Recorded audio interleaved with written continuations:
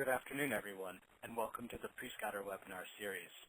My name is Ashish Basre, Chief Scientist at Prescatter. Today's webinar will cover graphene and how this wonder material is transforming nearly every industry. The presentation will run for about 45 minutes, followed by a question and answers forum. You may type your questions into the chat panel located on the left-hand side of your screen. This webinar is an abridged version of topics covered in our full report. The full report is available for purchase. Simply email webinar@prescatter.com with graphene in the subject line or message body, and we will respond to you shortly. Also, note that this webinar was designed as an introductory way to learn about graphene without diving into a myriad of technical details. The full report, however, does provide in-depth analysis and discussion on graphene technologies and their applications with greater technical specifications. If you have any technical problems during this presentation, please communicate to the host by means of the chat tool or send an email directed to webinar@prescatter.com, and we'll respond to you shortly as well. Okay, let's begin. Today, Dr. Starr and I will be your webinar hosts. Justin, would you mind introducing yourself? Thanks, Ashish. My name is Justin Starr, and I'm the lead scientist for R&D here at Prescatter. My background is in materials engineering. I got my doctorate from the University of Florida. And before I joined Prescatter, when I worked in industry, I was a co-author of several funded DARPA proposals. And I'm also the co-inventor on a patent for a novel nanostructured biomaterial for drug delivery that uses some of the same principles we're going to talk about today with respect to graphene. Great. Thanks, Justin. A little bit about myself. I'm Chief Scientist here at Prescatter. I received my PhD from Northwestern University in organic chemistry with a focus on nanocomposites and nanomaterials. I've authored several patents, one of which is relevant to today's talk, focusing on an environmentally benign process to exfoliate graphite to graphene in water at room temperature. Prior to grad school, I was a management and strategy consultant and have volunteered abroad as well. Okay.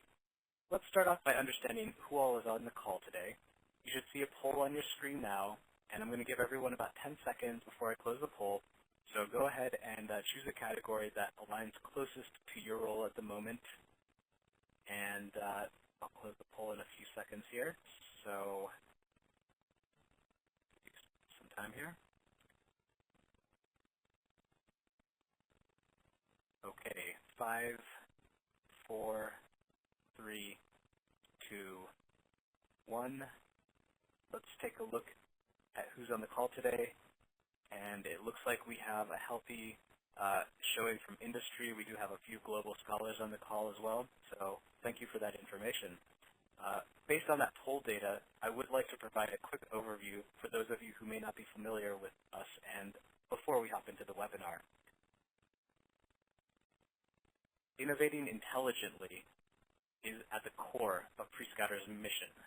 We help companies like yours every day by providing analysis and insights and helping tackle your corporate challenges, from near-range targets to long-range objectives. We provide a range of services that enable our clients to make informed decisions, whether it is identifying disruptive technologies like graphene or understanding emerging market opportunities through market analysis reports.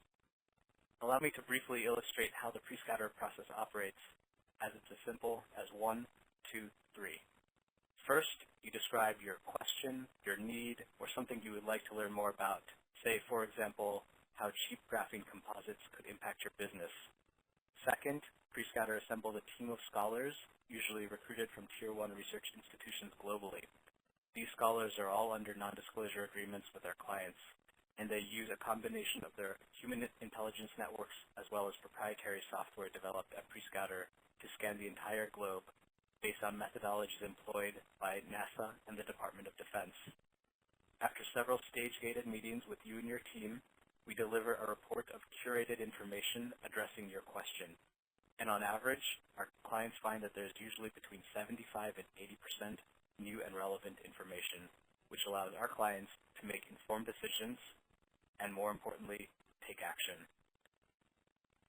We've helped over 200 Fortune 500-sized companies solve nearly 500 projects to date by working to answer questions about market opportunities, connecting them to promising technologies, or identifying disruptive technologies before they become a threat to our clients. If you have any questions regarding how the pre-scatter process operates, please feel free to contact me at any point. My email is simply ashish@prescatter.com. And now on to today's presentation. Let's start by introducing our webinar presenters. Matt, could you tell us a little bit about yourself? Yes, I can. Thanks, Ashish. Hi, my name is Matt DeJarl. I'm currently a PhD candidate at the University of Michigan. I'm specializing in 3-5 semiconductor nanostructures, and I'm a co-author on a patent on a form of nanowire formation. Hi, my name is Jeremy Stromer. I'm a PhD candidate at the University of Connecticut in the Department of Mechanical Engineering. My background is on high-frequency ultrasound for use in tissue characterization, particularly breast cancer. Hi everyone, my name is Aki Wera. My background is in biomedical sciences. I achieved my PhD in 2012 from Northwestern University, specifically in the field of autoimmunology and helper T-cell differentiation. Hi, my name is Charlie Wright. I'm currently a PhD candidate at the University of Chicago, studying high-throughput microscopy of bacterial cells. I'm also a co-inventor on a patent for a 3D microscopy technique. Hi, I'm Paul Elliott. I'm a PhD candidate at the University of Connecticut. I'm a recipient of the Nuclear Regulatory Commission Fellowship, and I have a patent in nanocomposite surface technology. So at this point, we'd like to take another little poll here. So please go ahead and select which of these options you think is not true about graphene. Most or all of these seem to be pretty amazing, so this may be a bit of a challenge. Hopefully that's the case. We'd like to highlight some of the amazing specific applications and the diversity of these applications through this poll. Okay, looks like most people think that graphene, the statement graphene is synthesized from cookies is not true. Well, it turns out that can replace silicon is the one that doesn't seem to be true. But as we move forward, we'll talk more about that and all of these options in the presentation. So we are going to introduce you to the exciting world of graphene in science and technology and industry. Science journals have been running out of superlatives for this wondrous stuff. It's just about the lightest, strongest, thinnest, best heat and electricity conducting material ever discovered. Just having one of these properties would be remarkable, but the combination we see is just outstanding. In this webinar, we are going to touch briefly on the following topics: the current market value, as well as the growth that is predicted for the sale of graphene worldwide, the discovery of and how graphene is isolated, some cutting-edge developments and specific technologies that benefit from the use of graphene, some mass production methods, and try and give a sense of the true impact that graphene is going to have globally very soon. And if you have questions, again, as stated before, please enter them into the chat window, and we'll get to as many of those as we have time for at the end.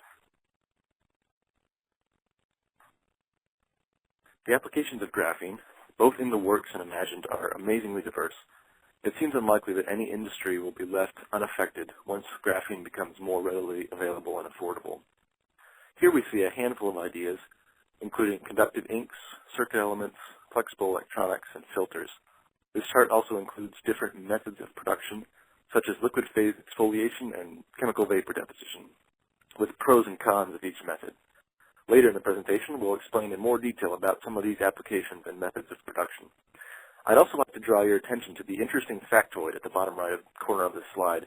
This will be present in most slides, and we hope it'll be interesting to you. The scholar team we had working on this report have a variety of backgrounds and expertise. We think that this helps the report better capture the full, varied nature of graphene and give insight into how it will impact all industries. At this point, I'd like to pass off to Charlie, one of our scholars, who will help us dive into the market of graphene and the growth of the industry. All right. Thank you, Paul.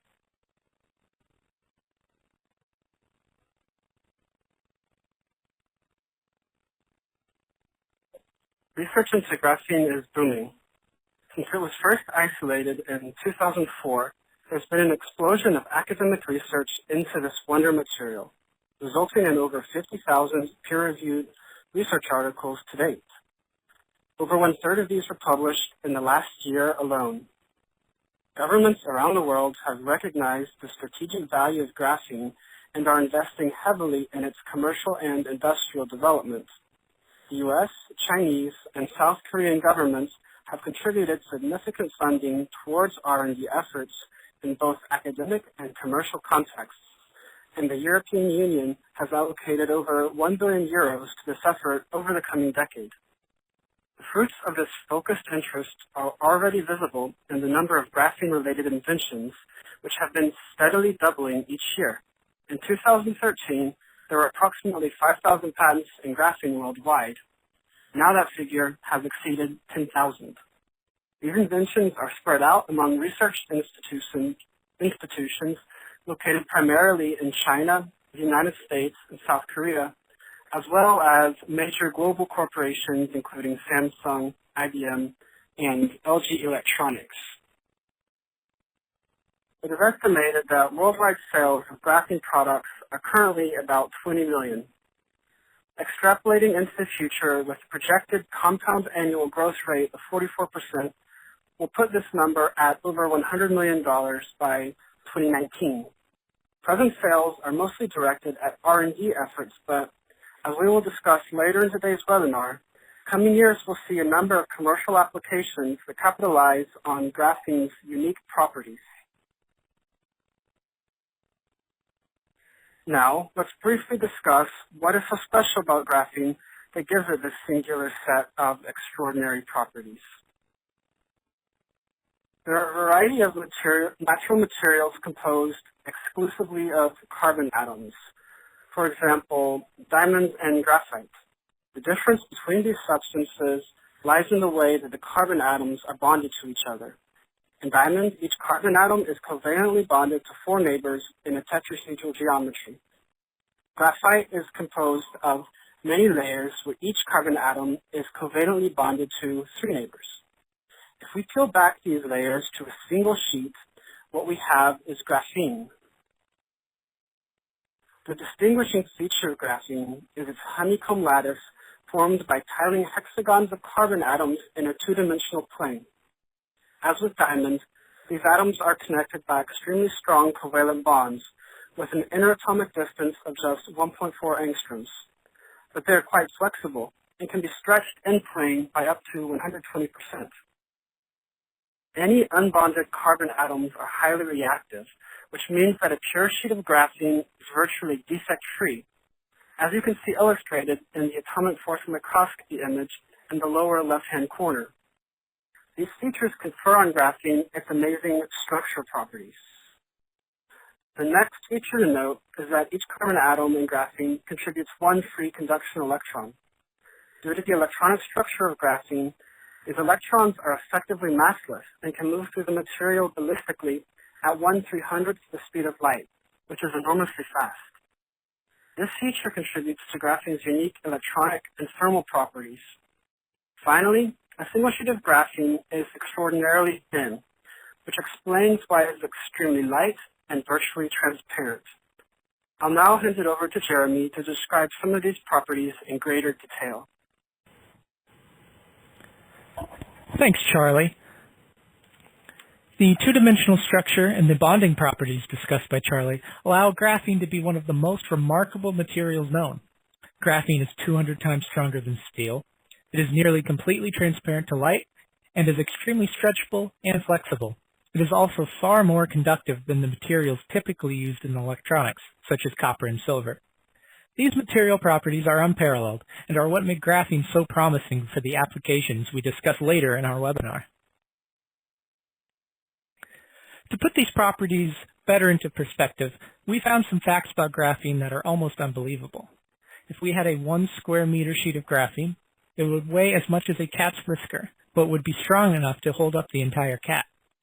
Graphene made only as thick as plastic wrap could be pierced by a pencil, only if an elephant was standing on it. Aerogels made from graphene are so light that they can be placed on a flower without bending a single petal.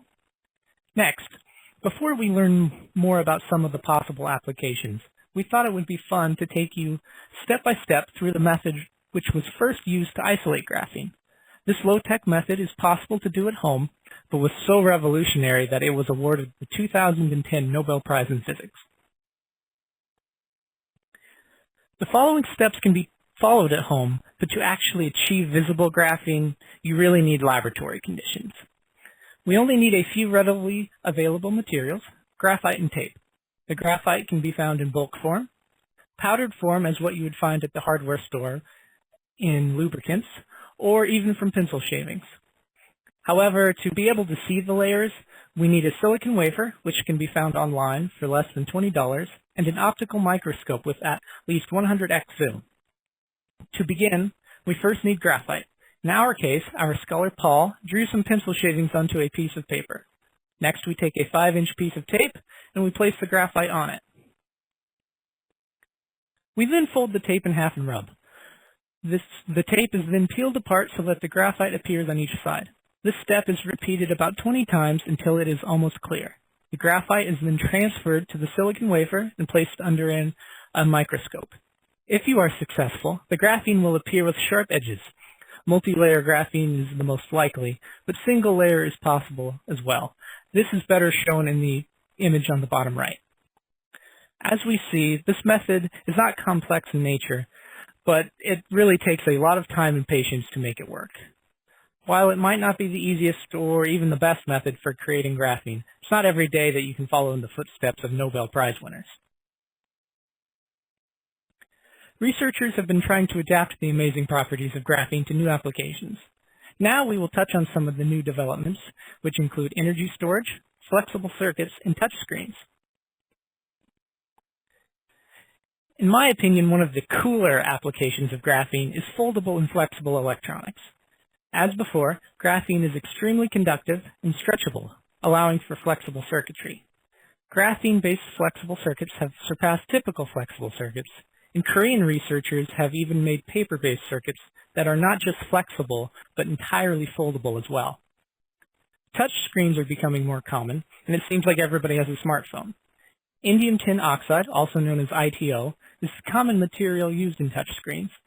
With the increasing demand for touch screens, supplies are decreasing and the prices are rising. This is causing researchers to look for alternatives. Graphene, with its high transparency, conductivity, and even its flexibility, may be a useful alternative in the future, which may even give us flexible smartphones. Next, Matt will discuss some more of the exciting developments in graphene-based applications. Thanks, Jeremy. Another area graphene is going to have a large impact in is energy storage. Graphene supercapacitors are perhaps the application most immediately transferable to consumer use.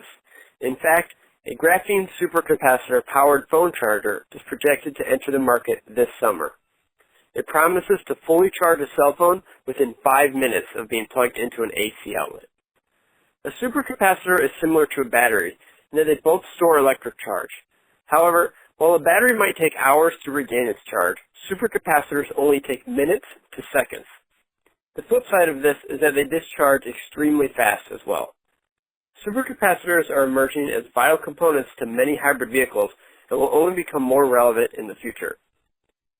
Graphene has shown to improve conventional battery technology as well. Due to its high surface area, graphene can store significantly more lithium ions, resulting in a battery that can store 10 times the charge of current anode technology. In fact, just recently, scientists at UCLA have combined graphene sheets with manganese dioxide, a typical material in alkaline batteries, to create a battery capacitor hybrid. The device can store as much charge as lead-acid batteries, but can discharge in seconds. In the realm of solar cells and photovoltaics, graphene might help by significantly reducing manufacturing costs. As mentioned in the previous slide, graphene could replace indium tin oxide, currently the most widespread transparent conductor. In addition to touchscreens, ITO is also used in photovoltaics, especially organic photovoltaics, as the top contact facing the light source. If manufactured properly, graphene could become a staple in solar cell production. Finally, it has been suggested that graphene could be used in fuel cell technology for years. Fuel cells attempt to harness the power of water molecules to produce electricity. Just last December, researchers at the University of Manchester discovered that 1-atom-thick layers of graphene can allow protons to pass through, but not oxygen. This discovery means that graphene can act as a selectively permeable membrane, allowing the transport of hydrogen molecules, but not oxygen, potentially revolutionizing the separation of hydrogen gas for use in fuel cells. The biotechnology and biomaterials field is continually exploding with new advancements, and graphene is no exception. Due to graphene's readily bindable surface, a plethora of molecules can be attached to the carbon sheet, vastly changing its properties. By binding the correct molecules to the surface, the graphene sheet can pass through the cell membrane. This is extremely promising for drug delivery, especially in cancer treatment. Researchers attach molecules favored by certain tumor cells to the graphene, allowing the medicine to specifically target that tumor. Additionally, the graphene's high electrical conductivity makes it an excellent biosensor.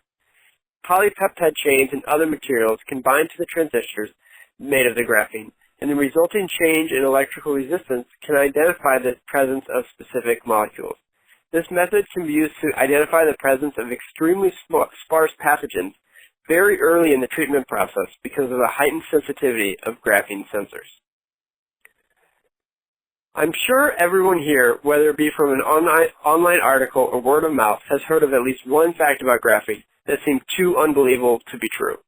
It is no secret that there are a lot of bold claims about graphene, some of which we have just highlighted in our presentation. But can these be trusted? Perhaps the hardest concept to grasp is that graphene is stronger than steel. How could this be possible? Does this mean that we're going to start to replace steel with this two-dimensional pencil smudge material?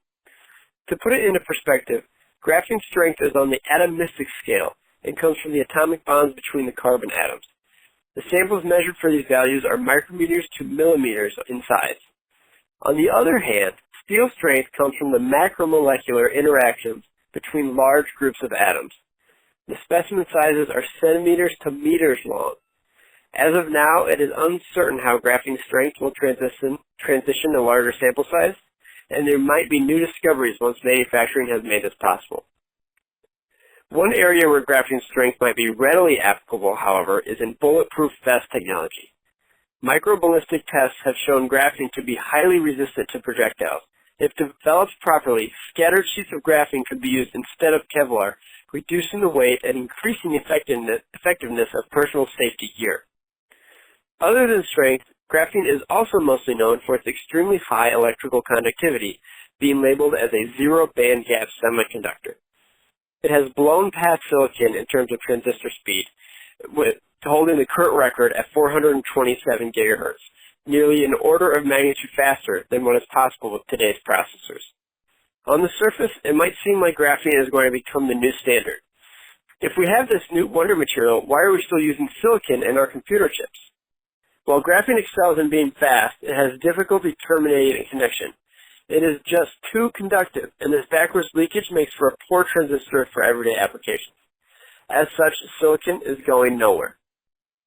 As you might have noticed, a lot of graphene's wonder capabilities are currently limited by its production methods. Up next, we have a key to discuss the future of mass production of graphene. Thank you, Matt. So as you've heard from the previous speakers, graphene has an immense potential to revolutionize a variety of technological markets. Researchers are therefore working hard to ramp up commercial graphene production in order to meet the growing demand for this wonder material. The cellophane tape method mentioned earlier earned Gaiman Novoselov the Nobel Prize in 2010 and was a groundbreaking demonstration that it is indeed possible to successfully isolate stable monolayers of graphene.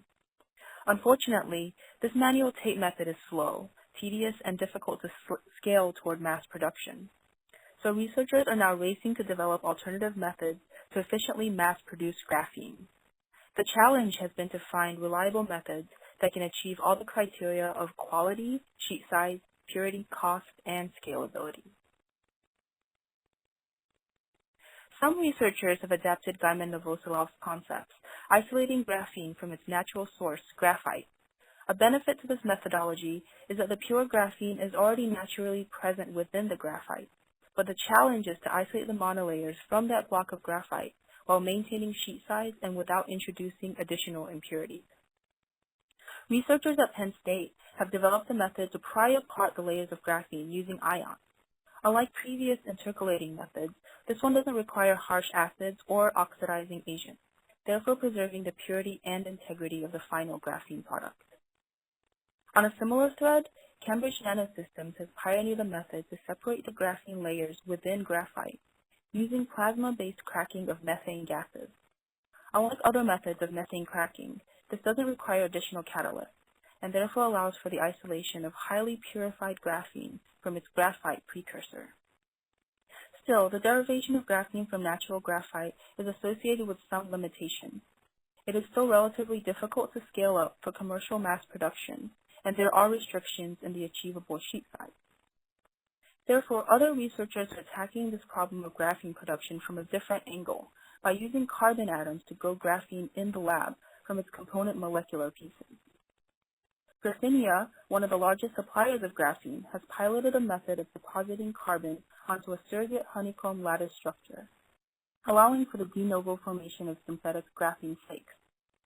These methods of generating graphene from scratch can yield fairly high levels and purity of graphene, but can unfortunately also consume a large amount of energy and produce a variety of waste products.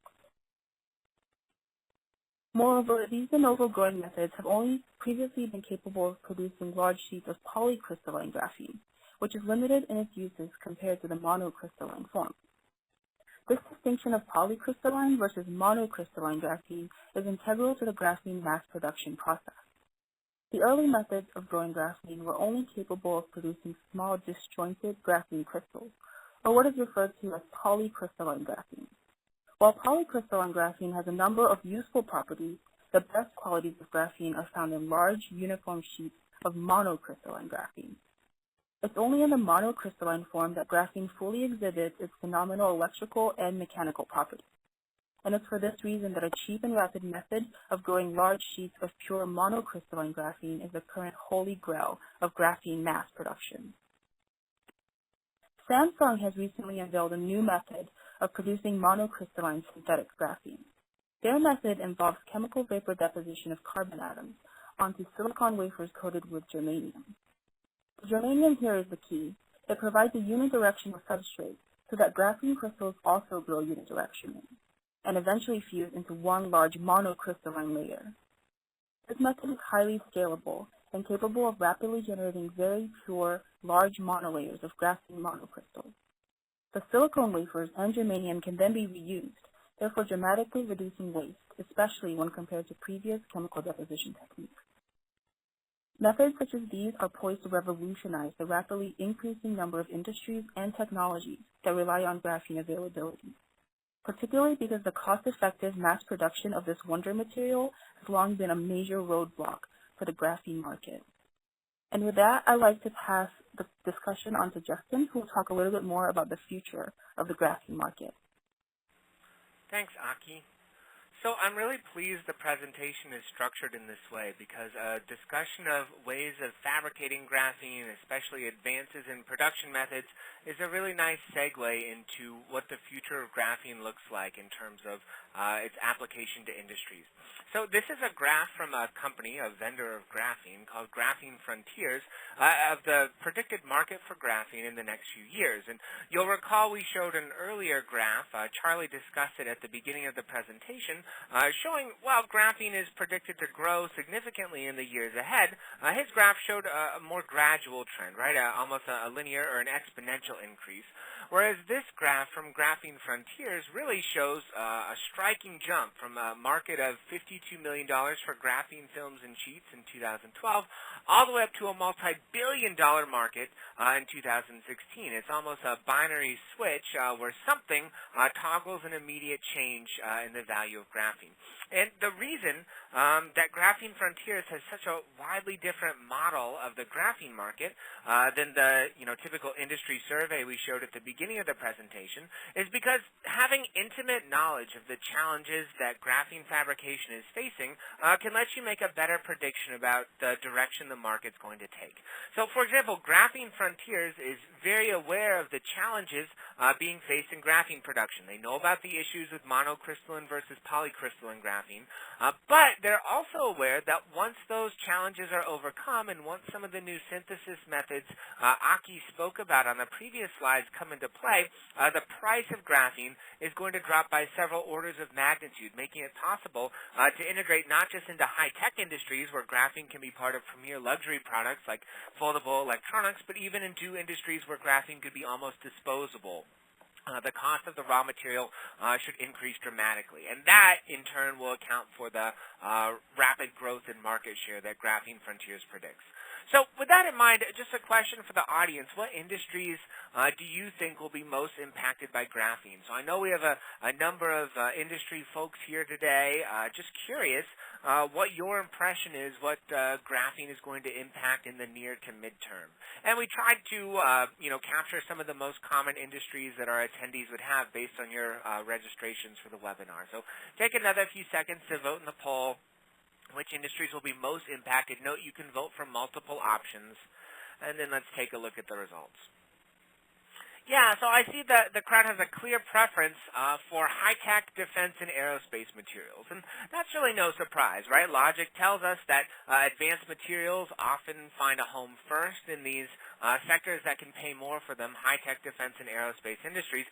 But the question really is a trick question because we're predicting that all industries will be impacted by graphene in the near future, in part due to that rapid drop in price we're expecting to see in the next few years. So this poll, there was no wrong answer. All of those industries will be impacted by graphene. So the next slide really hammers that point home. The chart at the top right corner of the slide shows almost a pie chart of industries that are going to be impacted by graphene. And you can see the biggest slices in the pie chart, of course, are semiconductors and electronics, energy, composite materials, and that should make sense considering the information we talked about earlier today, right? We talked about those specific devices. We talked about those electronics. The use cases for graphene really the coolest developments are really the semiconductors and electronics. But, graphene is going to impact a number of industries that are less flashy. And if you look at the smaller slivers on the pie chart, you can see the marine industry, construction industry, sporting goods, antibacterial products industry. These mature, smaller niche industries are expected to be impacted by graphene, in a way that maybe not to the same magnitude as the larger industries, but it really shows that no sector of the market is going to be unscathed when graphene, really hits the ground. It's been called a wonder material, and if you think back to the last material that was really called a wonder material, it's plastics, right? When polymers were invented in the 1920s, 30s, and 40s and gained popularity, they were called a wonder material. They were lightweight, they had amazing properties, and at first their impact was predicted just to be in packaging, right? We'll replace glass bottles and metal containers with this wonderful plastic, but as time went on, the impact of plastic has really transformed all industries, right? I'm looking at my desk, I see a phone made out of plastic, monitor housing made out of plastic, mouse made out of plastic. Everything in my room right now has a component of plastic in it. The properties of graphene are orders of magnitude more impressive than plastic, and as a result, their impact is going to be just as widespread, if not more. The flowchart on the bottom really shows that there's a global component to this as well. The vendors of machines that make graphene and process graphene are located in North America and the European Union.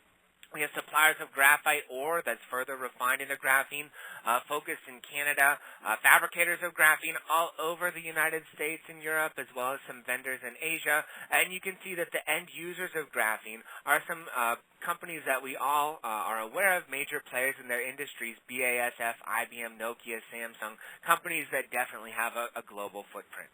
So the impact of graphene is not going to be something that's, relative to a specific market or a specific region of the world. Even though some regions are funding it more than others, when graphene catches, fire and really gains momentum, it's going to spread rapidly across multiple sectors. The other big misconception is that graphene is not going to have an impact for a while. And this graph is from a paper in Nature Nanotechnology. And it shows the various applications of graphene sort of ranked by technology readiness level. So technology readiness level shows how close the technology is to commercialization. The low end of the spectrum, TRLs of 1, 2, and 3 are technologies still in the lab.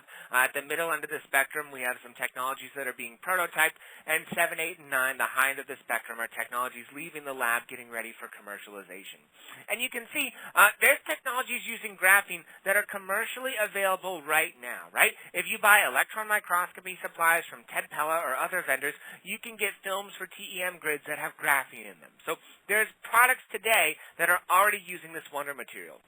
The other products we talked about, these flexible electronics, flexible conductors, photodetectors, humidity sensors, those are also at the mid to high end range of the TRL spectrum. So that means companies like Samsung are producing these flexible displays, but they're not just displays confined to laboratory testing. They're producing hundreds and thousands of these displays and sending them to developers so they can start exploring applications of them. So they really are about to hit broader commercialization. They're not just a product of R&D sitting in a laboratory, collecting dust on a shelf. They're getting out there and being seen by multiple people.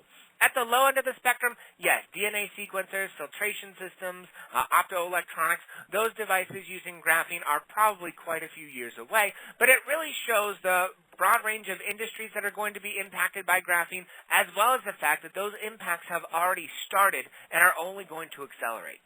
So the question people ask us a lot at Prescouter is if graphene is going to impact their industry, and I challenge you to reframe that question and don't think about if graphene will impact your industry, but rather when, right? You should be researching a program to implement graphene into your current products. You should be getting ready to incorporate this wonderful material because if you aren't going down that road, there's a strong likelihood that your competitors are.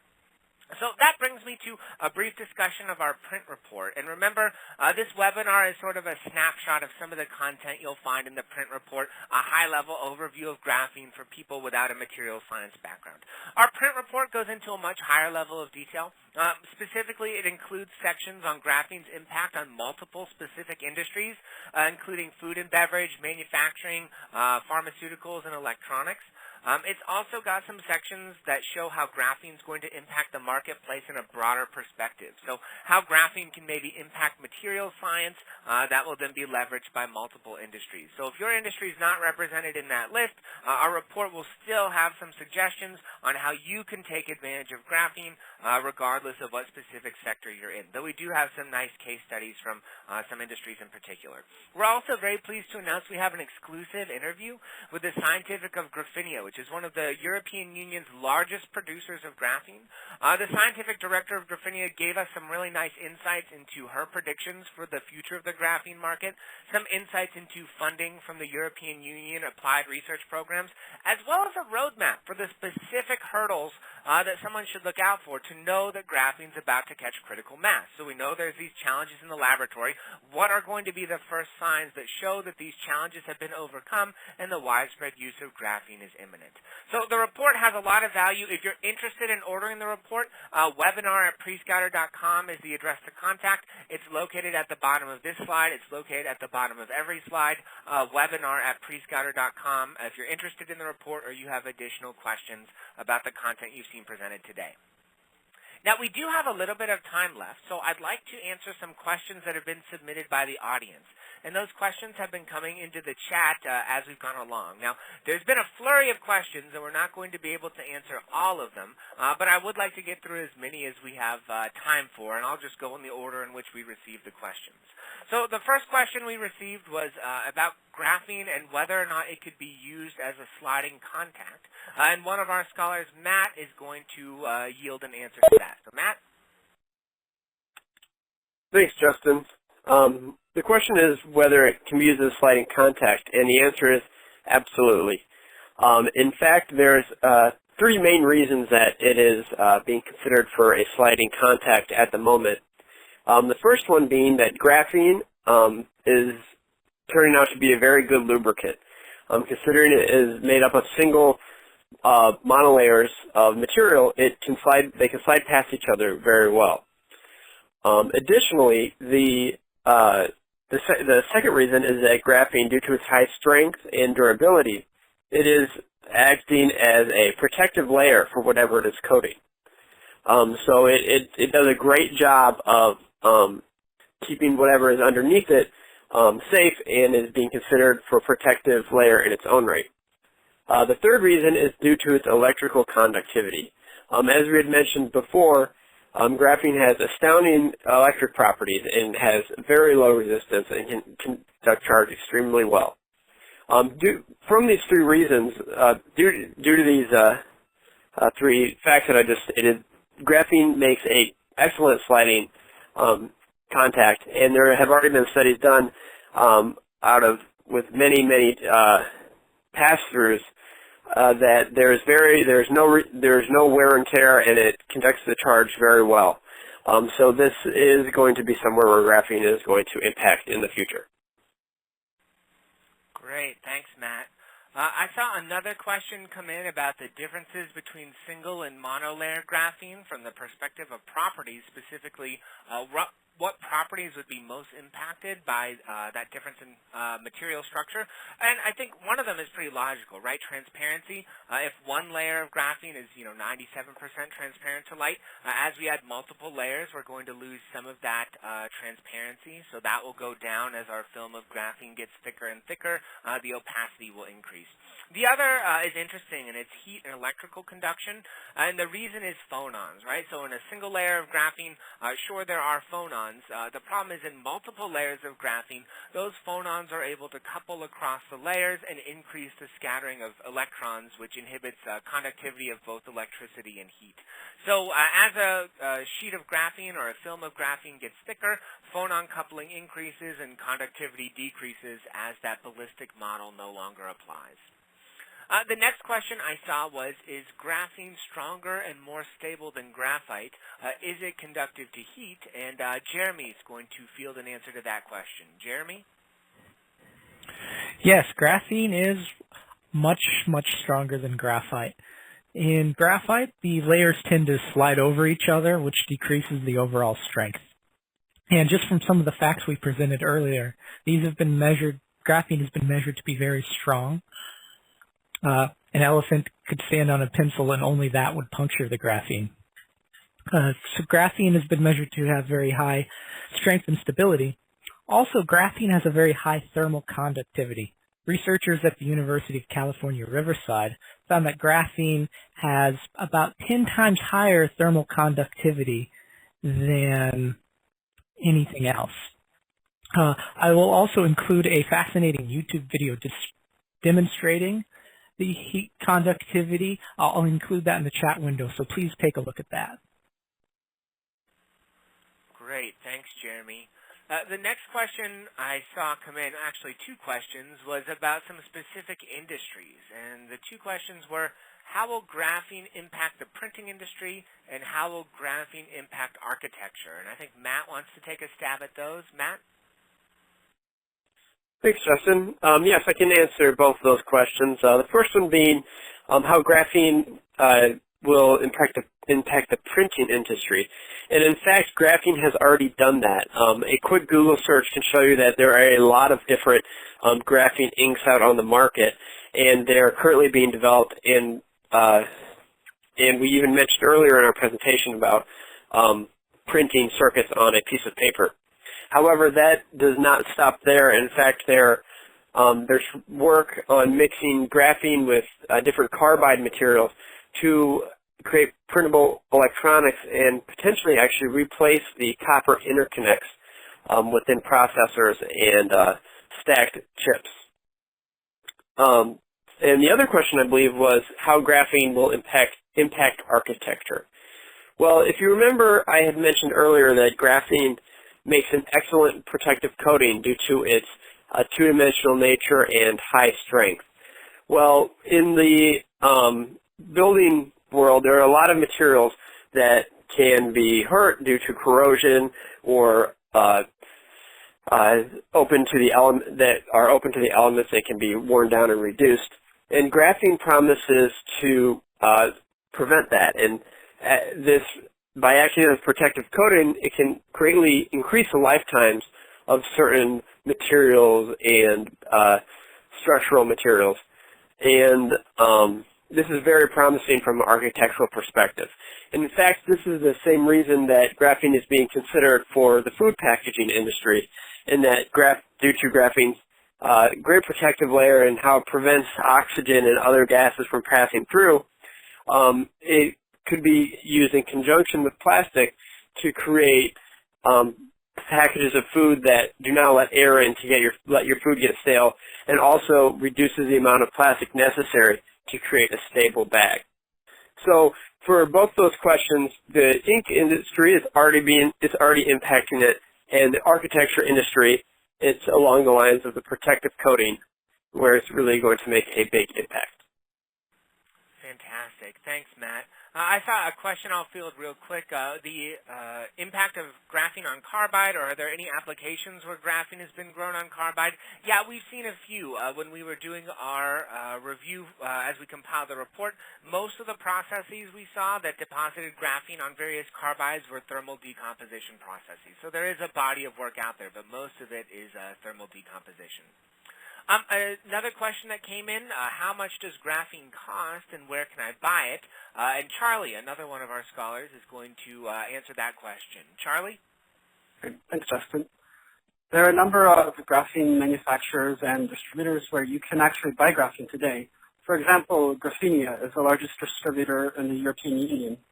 They offer a square inch of monolayer CVD graphene for $300 and a gram of reduced graphene oxide for $170. But as mass production techniques advance and manufacturing starts to scale up, these prices are expected to rapidly decline. Great. Thanks, Charlie. Another question in the chat. Why don't we use the Nobel Method, right? It was good enough to win a Nobel Prize. Why aren't we using it today? Jeremy, go ahead. Yeah, for the Nobel Method, actually two scholars, Paul and I, we each tried this method ourselves, and neither of us had much luck actually getting graphene from it. It really takes a lot of time and patience to make it work. Researchers who use this method for their testing ensure that they have lab conditions, sterile gloves, and they also use tape that you can't just buy at the store, and it costs over $100. So overall, it's just not a very easy method to do, and if you do get graphene, it's not going to be of a sizable amount or a suitable quality, especially for actual production. Thanks, Jeremy. It's not every day you get to criticize a Nobel procedure, but indeed it is not the right fit for commercialization, even though it was great at discovering this wonder material. Another question, graphene versus silicon. If they go head-to-head, what are the strengths and weaknesses of each? Where does graphene fit into that picture? Matt, want to take a stab at that one? Yes, I can do that. It's kind of a hard concept to grasp that graphene is not going to replace silicon if it seems to be so much better in all these different ways. Well, kind of as I mentioned earlier, graphene does not turn off. When it's conducting current, it's just so conductive that it won't turn off. And this is actually a problem for a lot of applications, especially processors. But this doesn't mean that it's not going to be used in the electronic industry. In fact, what we're more likely going to see is graphene used in conjunction with silicon.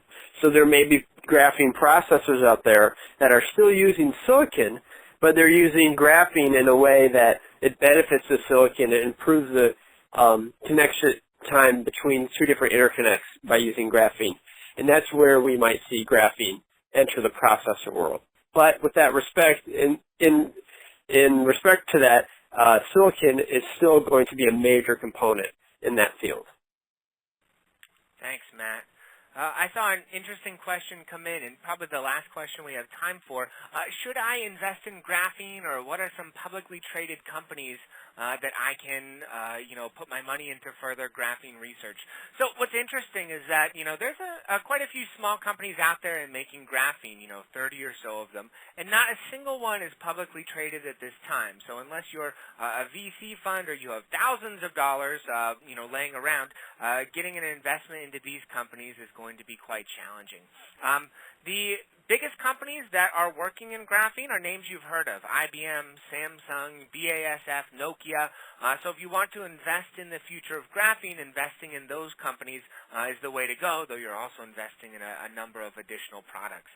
What is interesting is that I'm not a financial advisor by any stretch of the imagination, but there are a few companies specializing in graphene futures, mostly based in the United Kingdom. They'll let you buy graphene at today's prices, lock in a market rate right now, and they'll store the graphene that you purchased in a warehouse, wait for it to appreciate in price, and then you can sell it at the higher price and enjoy your gains. So I hope that the attendees of today's webinar will not invest in those programs, right? We've seen that the price of graphene is expected to decrease. So even though demand for graphene is going up, advances in production technology should drive the price of graphene, way down. So investing in graphene futures does not make economic sense. And it's not just my opinion. The IEEE published an article on this phenomenon, and in their words, they call them 2 foolish ways to invest your money in graphene. So maybe steer clear of those for the time being. So that wraps up the time we have available for today's webinar, and I apologize. I know there's a number of questions waiting in the wings. If we had all day, we'd love to sit around and talk graphene, but unfortunately, we are restricted to this time slot. So if you have additional questions about graphene or Prescouter, or you're interested in purchasing the report that this webinar is based on, again, the number or the email to contact is webinar@prescouter.com. That's webinar@prescouter.com. Send an email to that address, and we'll get back to you just as soon as we can. So thank you so much for attending today's webinar. We've really enjoyed chatting with you about this wonder material, and we hope to hear from you in the future. Thanks again.